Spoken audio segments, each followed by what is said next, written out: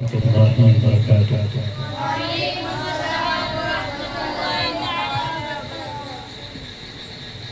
الحمد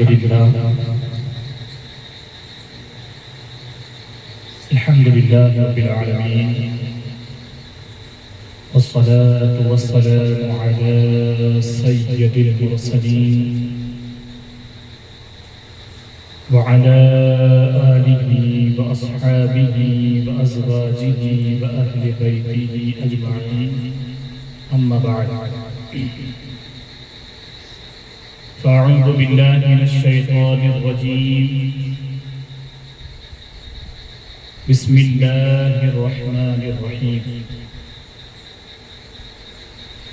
وإذ أخذ الله ميثاق النبيين لما آتيتكم من كتاب وحكمة ثم جاءكم رسول مصدق لما معكم لتؤمنن به ولتنصرنه قال أأقررتم وأخذتم على ذلكم إصري قالوا أقررنا قال فاشهدوا وأنا معكم من الشاهدين فمن تولى بعد ذلك فأولئك هم الفاسقون. صدق الله مولانا العظيم وصدق رسوله النبي الأمين المتين الكريم ونحن على ذلك لمن الشاهدين والشاكرين والذاكرين والحمد لله رب العالمين. مدینے کی زمین پر صبح کا عالم پسند آیا. مدینے کی زمین پر صبح کا عالم پسند آیا. سکوت سبز و گل گریہ و شبنم پسند آیا. سبحان اللہ سبحان اللہ. سرے میدان طائف ایک مرد نینوائی کو، سرے میدان طائف ایک مرد نینوائی کو محمد مصطفیٰ کا غیثوے پرخم پسند آیا. محمد مصطفیٰ کا غیثوے پرخم پسند آیا. وہ ہر عالم کی رحمت ہیں، کسی عالم میں رہ جاتے. کہہ دو سبحان اللہ. وہ ہر عالم کی رحمت ہیں، کسی عالم میں رہ جاتے. یہ ان کی مہربانی ہے کہ یہ عالم پسند آیا. یہ ان کی مہربانی ہے کہ یہ عالم پسند آیا. حضرات محترم، معزز طلبہ کرام، عزیز بچوں،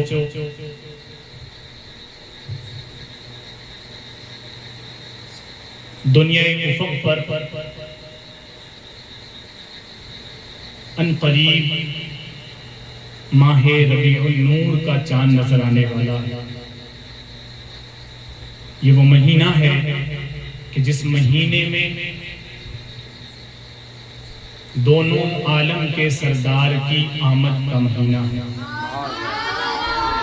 آپ کے میرے آقا اسی مہینے کی 12ویں تاریخ کو تشریف لائے. آج کی یہ محفل مدرسہ جامعہ دارالعلوم میں سجائی گئی. انشاءاللہ تعالی آج سے 12 روز تک یہ محفل سجائی جائے گی، اور اس کا مقصد صرف اتنا رہے گا کہ آپ طلباء تک جانے جانا محمد عربی مصطفیٰ صلی اللہ علیہ وآلہ وسلم کی تفصیل بھری نہ سہی بلکہ اجمالاً ہی سیرت آپ تک پہنچے.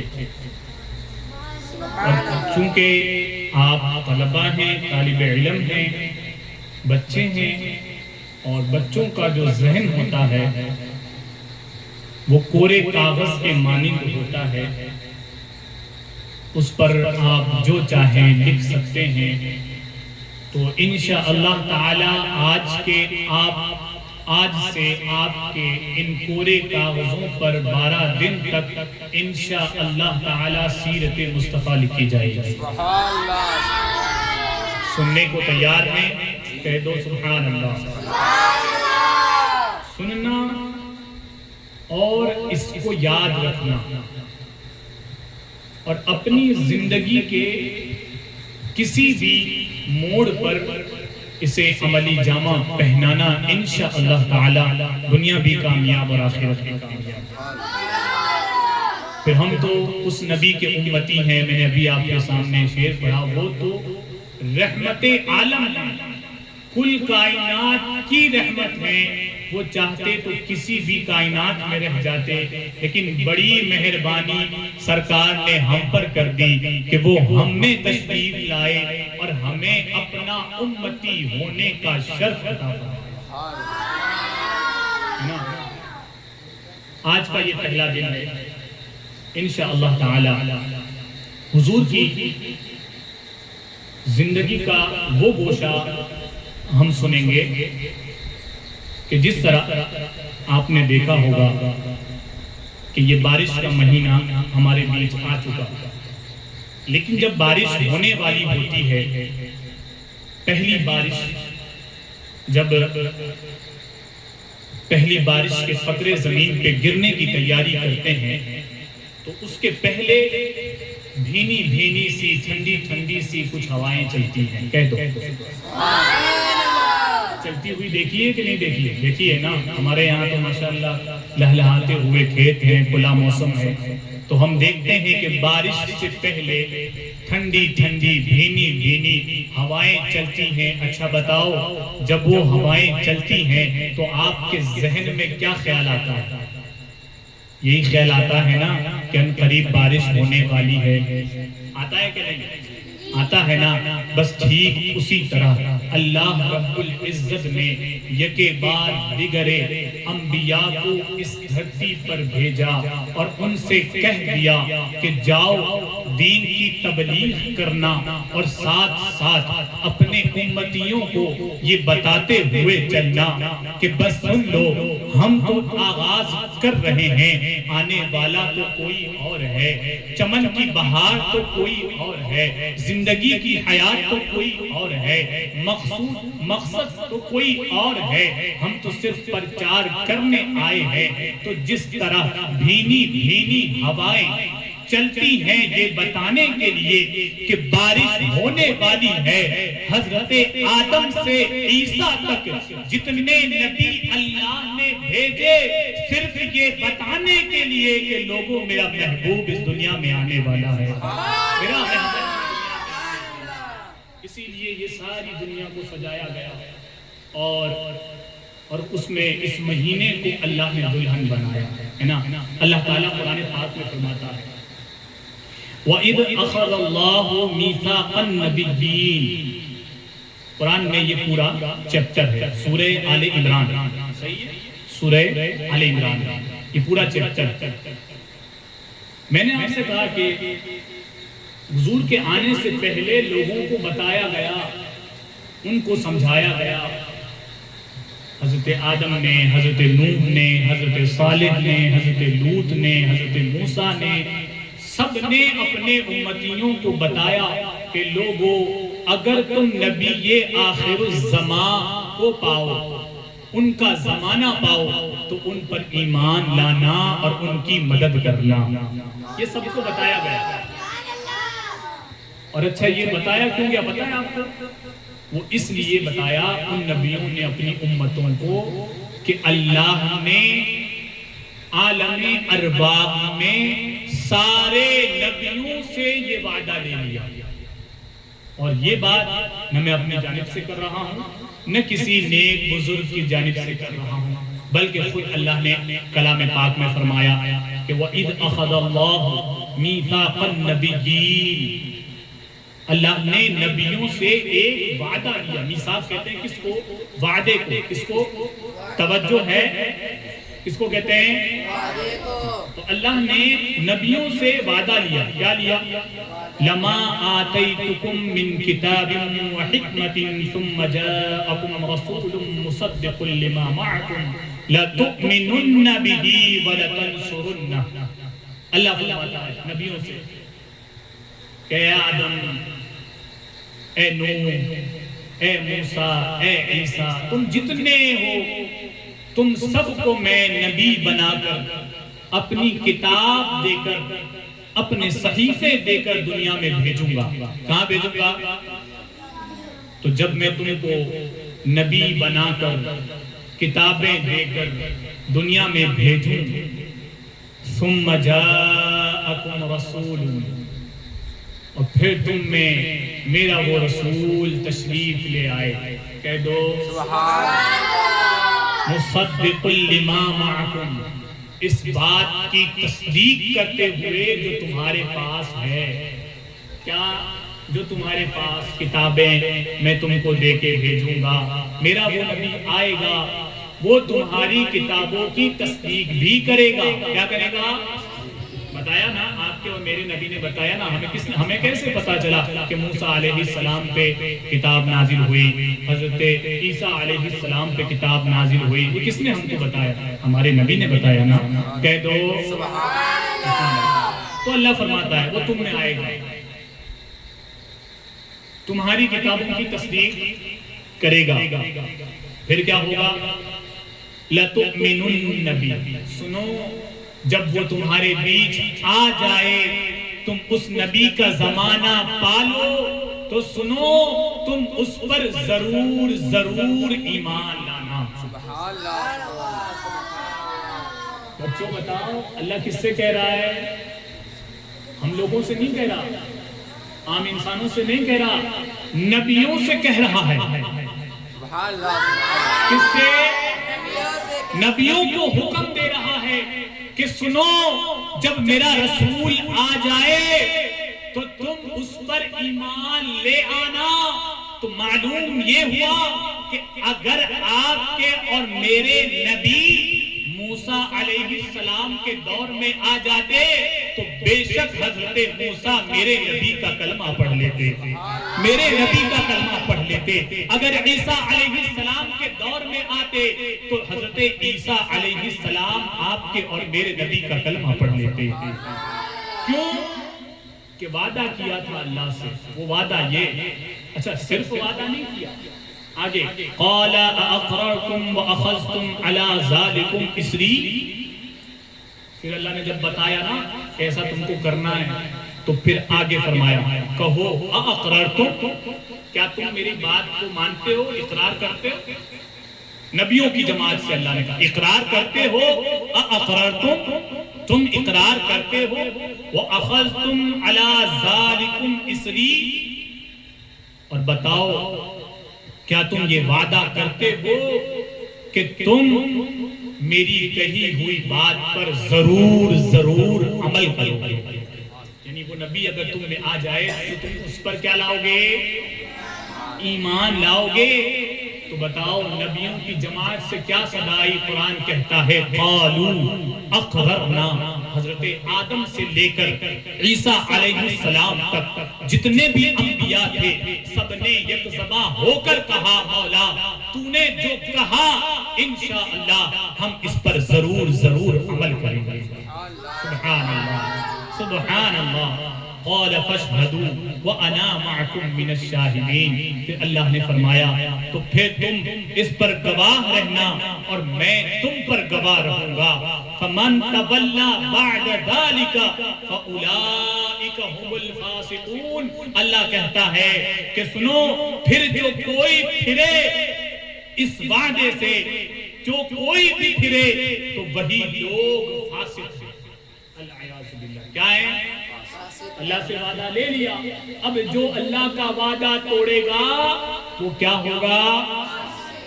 یہ میرے اور آپ کے نبی کا بیان کہاں ہو رہا ہے؟ ابھی کوئی پیدا نہیں ہوا، نہ حضرت آدم پیدا ہوئے ہیں، نہ حضرت عیسیٰ پیدا ہوئے ہیں، نہ حضرت نوح، نہ لوط، کوئی نبی پیدا نہیں ہوا۔ اس کے سے پہلے عالم ارواح میں اللہ تعالیٰ نبیوں سے یہ وعدہ لے رہا ہے۔ اب آپ ذرا غور اور فکر کرو کہ آپ کے اور میرے نبی کا مرتبہ کتنا بلند و بالا ہوگا کہ نبیوں کی جماعت کے بیچ میں اللہ میرے مصطفیٰ کی تعریف کر رہا ہے۔ سبحان اللہ سبحان اللہ۔ وعدے لے لیے گئے، پھر ہوا حضرت آدم آئے، حضرت نوح آئے، عیسیٰ آئے، موسیٰ آئے، لیکن سنو تاریخ کے ورق گردانی سے پتا چلتا ہے کہ سب آئے اور سب نے آ کر اپنی امت کو ہدایت کے کلمے سکھائے اور تاکید کی لوگوں سنو، جب تم آخری نبی کا زمانہ پاؤ تو تم ان پر ایمان لے آنا۔ تم ان پر، اور حد تو یہ ہو گئی حضرت ابراہیم علیہ السلام نے تو دعا میں بھی مانگ لیا، کائے میں مانگا، ہاں حضرت ابراہیم علیہ السلام نے کائے میں مانگا، دعا میں مانگ لیا۔ نہیں پڑھا قرآن پاک میں آیت کریمہ ہے ربنا وابعث فیہم رسولا منہم یتلو علیہم آیاتک ویعلمہم الکتاب والحکمت ویزکیہم انک انت العزیز الحکیم۔ جب حضرت ابراہیم علیہ السلام نے اور اسماعیل علیہ السلام نے خانہ کعبہ کی تعمیر کی تو دیواریں جب اونچی اٹھانی شروع کی، آپ نے بارہا اس واقعے کو سنا ہوگا، جب تعمیر مکمل ہو گئی تو اسی پتھر پر کھڑے ہو کر وہ جو آج بھی کعبۃ اللہ کے سامنے جو پتھر رکھا ہوا ہے جسے مقام ابراہیم کہتے ہیں، کیا کہتے ہیں؟ آج بھی حجاج کرام جب حج کو جاتے ہیں نا تو اس مقام ابراہیم کے سامنے کھڑے ہو کر 2 رکعت نفل نماز ادا کرتے ہیں۔ کہہ دو جب خانہ کعبہ کی تعمیر مکمل ہو گئی تو حضرت ابراہیم نے اسی پتھر پر کھڑے ہو کر یہ دعا مانگی ربنا وابعث فیہم رسولا منہم یتلو علیہم آیاتک ویعلمہم الکتاب والحکمہ، اے ہمارے رب بھیج ان میں ایک برگزیدہ رسول انہی میں سے تاکہ پڑھ کر سنائے تیری آیتیں اور سکھائے انہیں یہ کتاب اور دانائی کی باتیں اور پاک صاف کر دے، بے شک تو ہی بہت زبردست حکمت والا ہے۔ یہ دعا حضرت ابراہیم علیہ السلام نے مانگی اور پھر کیا ہوا؟ ابن جریر نے حضرت ابو عالیہ سے روایت لکھی ہے کہ جب حضرت ابراہیم نے یہ دعا مانگی نا تو یہ دعا اللہ نے قبول فرمائی۔ کہہ دو یہ دعا اللہ نے قبول فرمائی، اس لیے کہ خود میرے نبی کے الفاظ ہیں۔ حضور فرماتے ہیں میں اپنے بابا ابراہیم کی دعا اور عیسیٰ کی بشارت ہوں۔ کہہ دو کیا ہوں؟ ابراہیم کی دعا اور عیسیٰ کی بشارت ہوں۔ حضرت ابراہیم نے دعا میں مانگا اور حضرت عیسیٰ نے تو نام بھی بتا دیا۔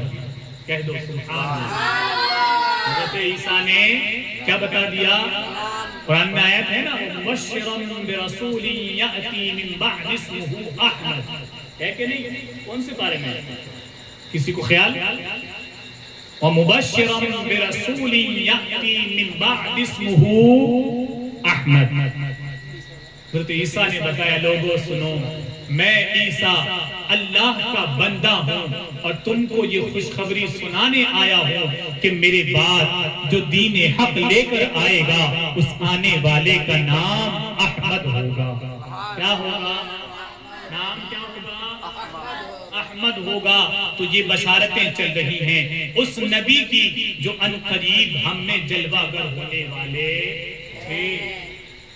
اس دور میں روز ازل سے آپ کی آمد کی خوشخبریاں سنائی جا رہی تھیں، ٹھیک ہے؟ اب آپ ایک تاریخی خاکہ میں آپ کو بتاتا ہوں، آپ کو یاد رکھنا، ٹھیک ہے؟ ہمارے نبی کس کی نسل سے؟ حضرت اسماعیل علیہ السلام کی نسل سے۔ کس کی نسل سے؟ اور حضرت اسماعیل بیٹے ہیں حضرت ابراہیم علیہ السلام کے۔ کس کے؟ حضرت ابراہیم علیہ السلام کے۔ جتنے بھی انبیاء آئے حضور سے پہلے حضرت عیسیٰ، حضرت موسیٰ، حضرت داؤد، ہے نا، حضرت ذوالکفل اور دیگر جتنے بھی انبیاء، یہ سارے کے سارے انبیاء حضرت ابراہیم کے دوسرے بیٹے حضرت اسحاق کی نسل میں آئے۔ کس کی نسل میں آئے؟ حضرت اسحاق کی نسل میں آئے۔ اور ان کو قرآن نے کس لفظ سے یاد کیا ہے معلوم ہے؟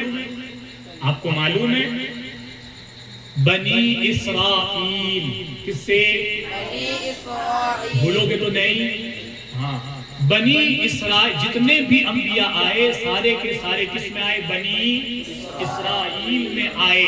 حضرت اسماعیل کی نسل میں کوئی نبی نہیں آیا۔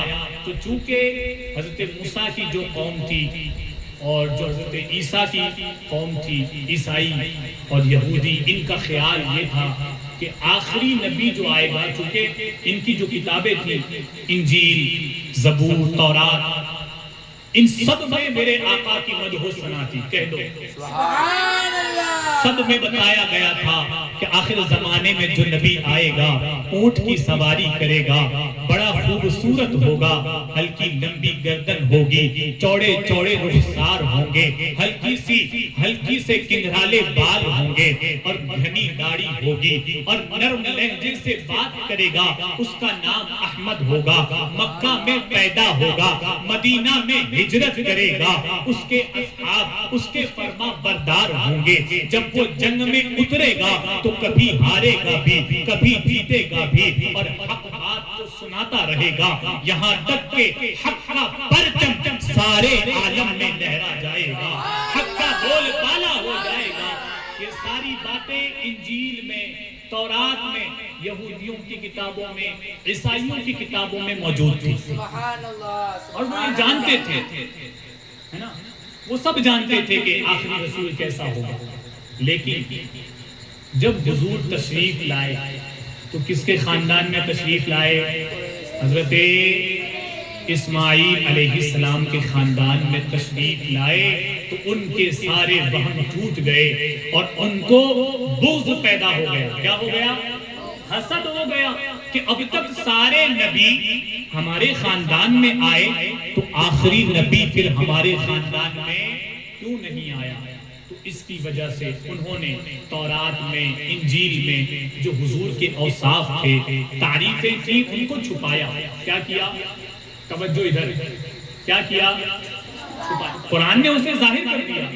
قرآن نے کہا الذین یتبعون الرسول النبی الامی الذی یجدونہ مکتوبا عندہم فی التوراۃ والانجیل۔ اللہ فرماتا ہے یہ وہ ہیں جو پیروی کرتے ہیں اس رسول کی جو نبی امی ہے، جس کے ذکر کو وہ پاتے ہیں جو ان کے پاس لکھا ہوا ہے، یعنی کہ تورات اور انجیل میں۔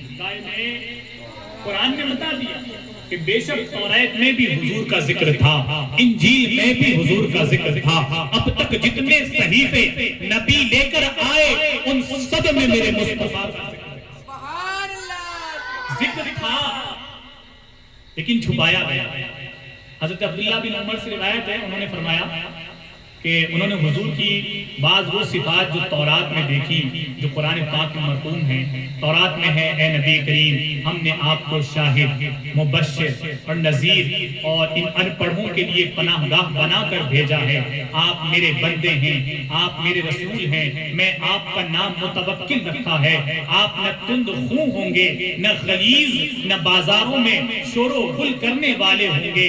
وہ برائی کی برائی کے ساتھ جزا نہیں دیں گے۔ کہہ دو سبحان اللہ۔ برائی کے ساتھ جزا۔ ہمیں یہ عادت ہے نا، ہمیں ہے کہ نہیں بولو؟ ہمیں یہ عادت ہے نا، کوئی ہمارے ساتھ برا کرتا ہے تو ہم کیا سوچتے ہیں کہ اس نے کرا ہے تو اس کو مجھے چھوڑنا۔ لیکن یہ میرے نبی کی عادت نہیں تھی۔ پیارے بچوں، میرے نبی کا کردار یہ تھا، اگر کوئی گالی دیتا تو حضور اس کے لیے دعا فرمایا کرتے تھے۔ مکے کی گلیاں آج بھی گواہ ہیں، مدینے کی گلیاں آج بھی شاہد ہیں اس بات کی کہ جس نے میرے نبی کو تکلیف پہنچائی ہے، بدلے میں میرے نبی نے کبھی انہیں تکلیف نہیں پہنچائی، بلکہ ان کے حق میں ہدایت کی دعا فرمائی ہے، ہدایت کی دعا فرمائی ہے۔ یہ میرے نبی کے اوصاف انجیل میں اور تورات میں تھے. اس میں تھے انجیل اور تورات میں تھے. یہاں تک کہ حضور علیہ السلام کا گزر ہوا تو ایک اعرابی مدینے میں داخل ہوا. تو اس نے سوچا کہ میں حضور سے ضرور ملوں گا. کس سے؟ ضرور ملوں گا. ہاں. اس وقت حضور نے وصال نہیں فرمایا تھا، حیات تھے.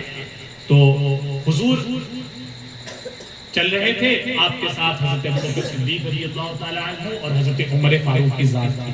چلتے چلتے دیکھا کہ ایک جو ہے کہ یہودی کے پاس سے آپ کا گزر ہوا. کہاں سے گزر ہوا؟ یہودی کے پاس سے گزر ہوا جو توریت کے کچھ صفحات کھول کر بیٹھا ہوا. کس کے؟ توریت وہ کتاب ہے جو حضرت موسیٰ علیہ السلام پر اتری تھی. وہ اس کے کچھ اوراق کھول کے بیٹھا تھا اور پڑھ رہا تھا. کیا کر رہا تھا؟ اور جانتے ہو پڑھ کیوں رہا تھا؟ وہ اپنے جوان بیٹے کے پاس پڑھ رہا تھا اس لیے کہ اس کا جوان بیٹا نزع کے عالم میں چارپائی پر لیٹا ہوا تھا. وہ اپنے بیٹے کی خیر خواہی کے لیے تورات کے کچھ صفحات کو کیا کر رہا تھا؟ جب حضور اس کے پاس سے گزرے ارشاد فرمایا، اے پڑھنے والے شخص، تجھے اس رب کا واسطہ کہ جس نے تیرے نبی پر یہ توریت اتاری ہے، کیا تم بتاؤ تم توریت کو پڑھتے ہو، کیا میرے بارے میں کچھ اوصاف میرے اور میرے گاؤں کے میرے مبعوث ہونے کی جگہ کے بارے میں کچھ پاتے ہو؟ تو اس یہودی نے گردن ہلا کر کہا، نہیں، لیکن خدا کی قدرت دیکھو. نزع کے عالم میں چارپائی پر لیٹے ہوئے بچے نے قسم اٹھائی کہ قسم اس پروردگار کی جس نے نبی موسیٰ پر توریت کو اتارا ہے، اللہ کی قسم اے نبی اس توریت میں آپ کا بھی ذکر ہے اور آپ جس جگہ ہجرت کرنے والے ہیں اس کا بھی ذکر ہے. میں اللہ کی گواہی دیتا ہوں اور آپ کے رسول ہونے کی گواہی دیتا ہوں اور مرنے سے پہلے وہ بچہ مسلمان ہو کر حضور نے ان کو دور کیا اور اپنے صحابہ کو حکم دیا کہ بچے کو تجہیز اور تکفین کی تیاری کی جائے. تیاری کی گئے. ارے اس بچے کے مقدر پہ میں قربان جاؤں کہ جس نے نہ نمازیں پڑھی تھی نہ روزے رکھے تھے، کلمہ پڑھا، حضور کے چہرے کو دیکھا اور جسم سے جان نکل گئی، میرے مصطفیٰ نے اس کی نماز جنازہ پڑھا. سبحان اللہ سبحان اللہ. اس نے گواہی دی کہ بے شک حضور مرتا کبھی جھوٹ نہیں بولتا، مرتا کبھی جھوٹ نہیں بولتا. اس نے کہا حضور بے شک توریت میں آپ کا بیان ہے، یہ پڑھتے ہیں لیکن چھپاتے ہیں، حسد کے لیے چھپاتے ہیں. کیوں چھپاتے ہیں؟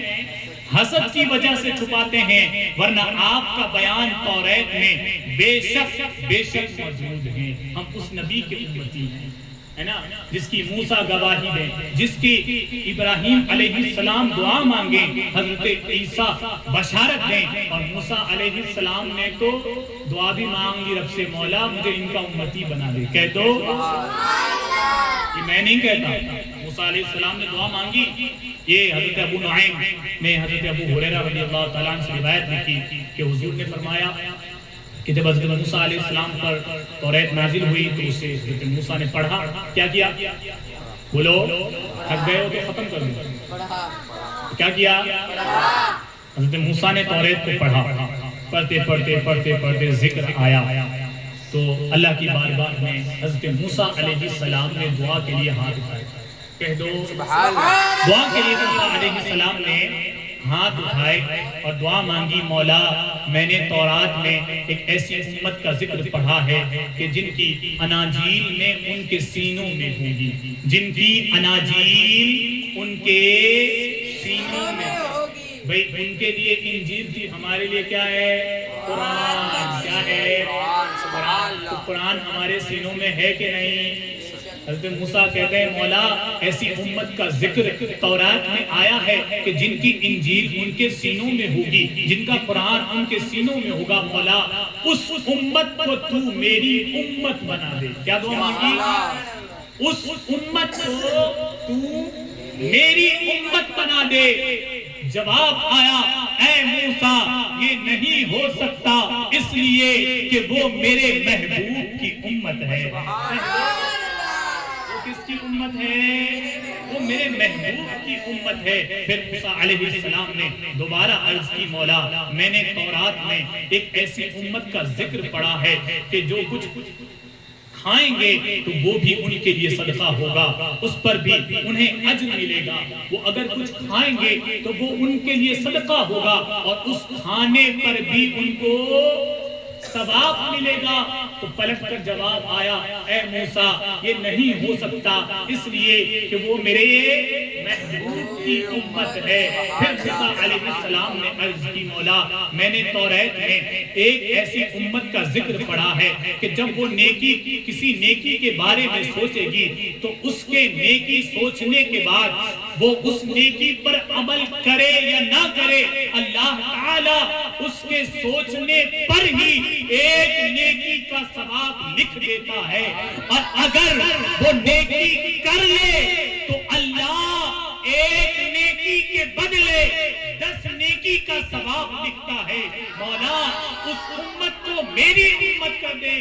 جواب آیا موسیٰ نہیں ہو سکتا اس لیے کہ وہ میرے محبوب کی امت ہے, وہ میرے محبوب کی امت ہے. پھر موسیٰ علیہ السلام دوبارہ عرض گزار ہوئے مولا میں نے نا تورات میں ایک امت کا ذکر پڑھا ہے کہ جو کسی برائی کے بارے میں سوچیں گے, کیا کریں گے؟ برائی کے بارے میں سوچیں گے تو وہ برائی لکھی نہیں جائے گی. اس وقت تک نہیں لکھی جائے گی جب تک وہ برائی کر نہیں لیتا, اور جب وہ برائی کر لے گا تو مولا اس برائی کو صرف تو ایک ہی لکھے گا, 10 نہیں لکھے گا. نیکی تھی تو 10 لکھی تھی, کی ایک تھی لکھی 10 تھی. گناہ ایک کر رہا ہے مولا تو لکھ ایک رہا ہے. اس سے پتا چلتا ہے کہ تیری کتنی پیاری امت ہے مولا, اس امت کو تو میری امت کر دے. جواب آیا موسیٰ ایسا نہیں ہو سکتا اس لیے کہ وہ میرے محبوب کی امت ہے, اس لیے کہ وہ میرے محبوب کی امت ہے.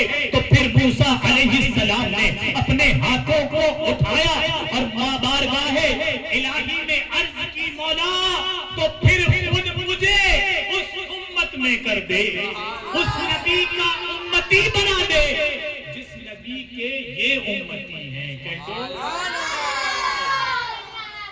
نبی تمنا کریں جس کے امتی ہونے کی, تو بچوں ذرا سوچو تو صحیح اس نبی کا مرتبہ, بولو اس نبی کا مرتبہ کتنا بلند اور بالا رہا ہوگا کہ جس کے انبیاء بھی تمنا کریں کہ اے کاش وہ نبی ہم اس کی امت میں ہوتے, اے کاش وہ ہم اس کی امت میں ہوتے.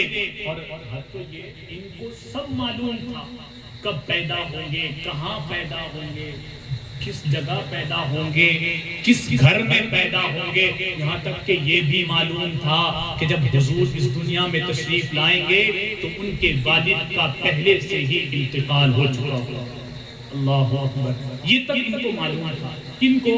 یہودیوں کو, نصاراؤں کو, ان عیسائیوں کو, ان سب کو معلوم تھا کہ یہ نبی آنے والے ہیں اور مکہ میں آئیں گے, فلاں برادری میں آئیں گے, سب معلوم تھا. لیکن حسد کی وجہ سے, حسد بڑی بری بلا ہے, اللہ ہماری اس سے حفاظت فرمائے.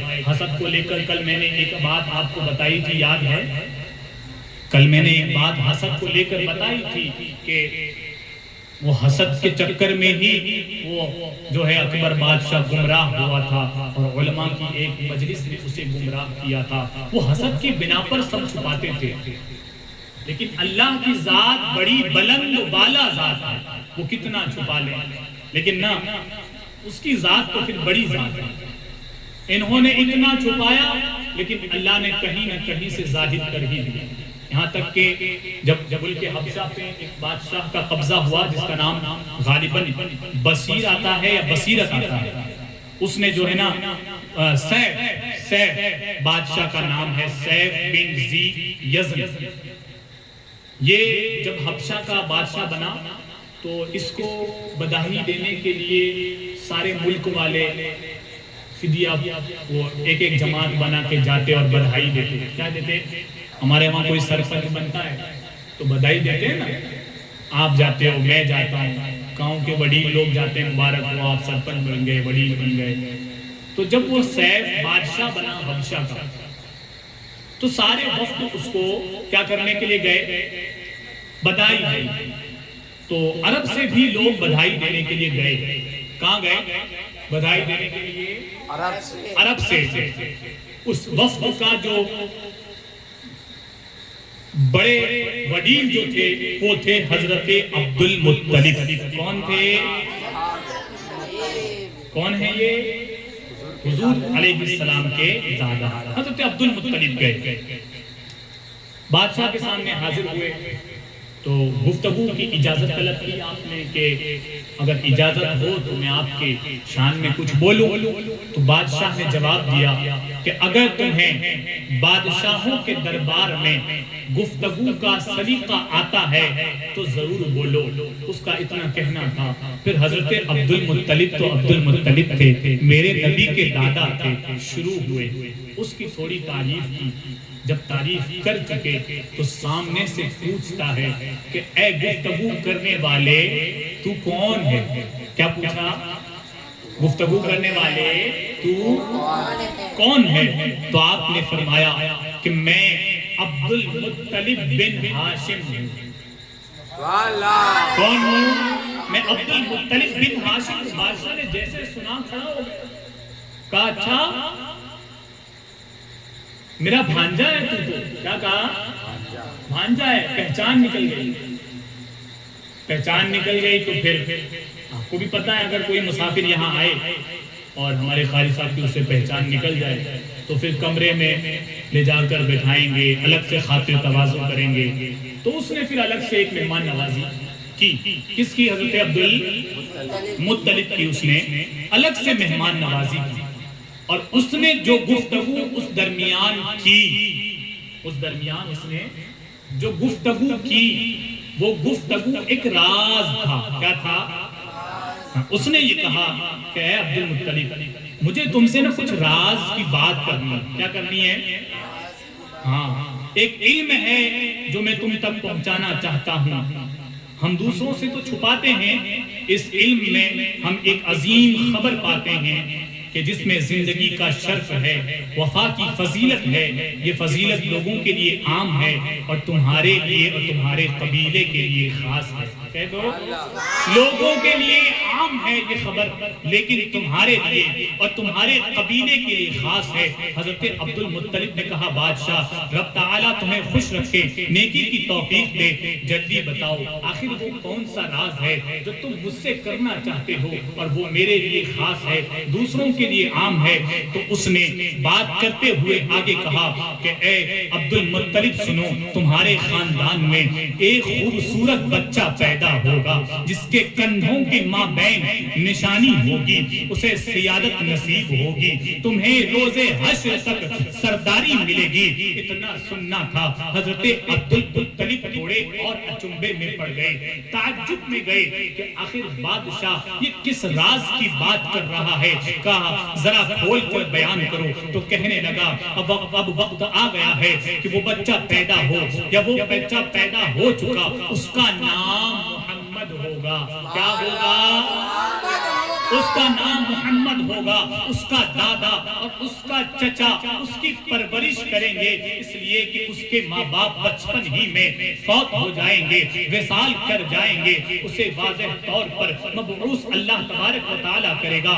ہم میں سے اس کے انصار پیدا کرے گا. اس کے ساتھ اس کے دو دوستوں کا عزت نصیب ہوگی. اس کے دشمن رسوا ہوں گے. وہ تلوار کے ساتھ جہاد کرے گا. ان کے ذریعے لوگوں کا قیمتی مال فتح کرے گا. وہ رحمان کی عبادت کرے گا. شیطان کو رسوا کرے گا. آگ بجھا دے گا. بتوں کو توڑ دے گا اور اس کی بات فیصلہ کن بات ہوگی. اس کا حکم عدل سراپا عدل ہوگا. وہ نیکی کا حکم دے گا. خود بھی نیکی کرے گا اور برائی سے دور رہے گا اور لوگوں کو برائی سے دور رکھے گا. ایسا وہ بچہ ہوگا جس کا نام محمد ہوگا. اتنا سننا تھا. حضرت عبد المطلب پسینے سے تر ہو گئے اور اپنے کانپتے ہوئے لہجے میں بولے کہ اے بادشاہ میں تجھے نہ بتاؤں کہ میرے گھر میں ایک ایسا بچہ جنم لے چکا ہے کہ جس کے والدین فوت ہو چکے ہیں اور جس کی پرورش اس کے چچا اور اس کے دادا کر رہے ہیں اور اس کے کندھوں کے بیچ میں مہر نبوت کا نشان بھی ہے. ایسا بچہ جو تو بتا رہا ہے وہ میرے خاندان میں پیدا ہو چکا ہے.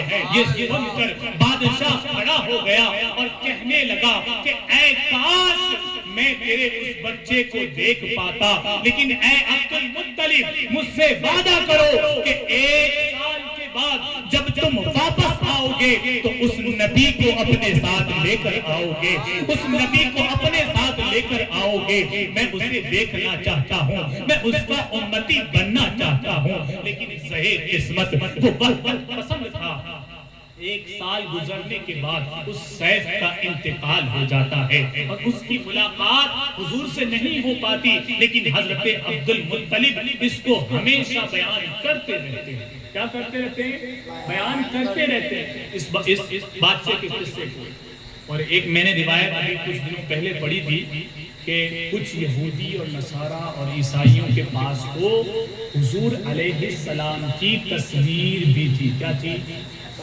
جی ایک روایت میں آتا ہے. انشاءاللہ کبھی وقت ملا تو میں آپ کو بتاؤں گا. تو آج کا جو میرا موضوع تھا ہمارا وہ یہ تھا کہ حضور کی پیدائش سے پہلے آپ کے چرچے کیسے تھے, کیا تھے؟ جی بے شک نبیوں نے بھی کیے اور نبیوں کی امتیوں نے بھی کیے. کئیوں نے خواہشیں بھی کی اور کئیوں نے دشمنی بھی کی, لیکن ہونا جو تھا وہ ہو گیا. سارے عالم میں تیرے اور میرے نبی کا پرچم لہرا گیا اور ہر گلی اونچے سے یہ صدا آنے لگی, لا الہ الا اللہ محمد رسول اللہ. انشاءاللہ تعالی آگے کی گفتگو ہم کل کریں گے. السلام علیکم ورحمۃ اللہ وبرکاتہ.